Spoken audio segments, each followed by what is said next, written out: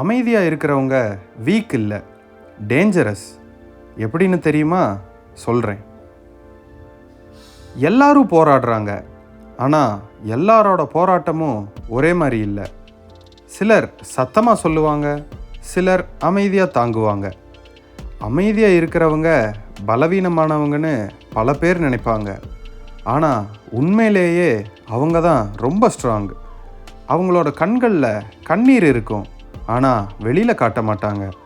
அவங்களோட மனசு உடையும், ஆனால் சிரிப்பை விட மாட்டாங்க. நமக்கு தெரியாமல் ஒவ்வொரு நாளும் போராடிட்டு தான் இருப்பாங்க. கஷ்டம் வந்தாலும் யாருக்கிட்டேயும் சொல்ல மாட்டாங்க, தானாக சமாளிப்பாங்க. மீண்டும் மீண்டும் வாழ்க்கை அவங்கள கீழே தள்ளும், ஆனால் அவங்க ஒவ்வொரு தடவையும் மெதுவாக எழுந்து நிற்பாங்க.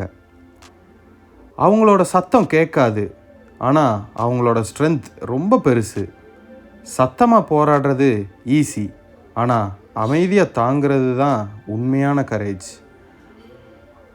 ஒரு நாள் அந்த அமைதியான போராட்டம் ஒரு பெரிய வெற்றியாக மாறும்.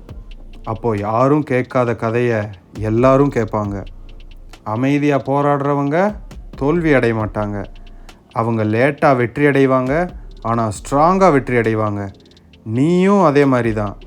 உன் போராட்டம் யாருக்கும் தெரியாமல் இருக்கலாம், ஆனால் நிறுத்தாத.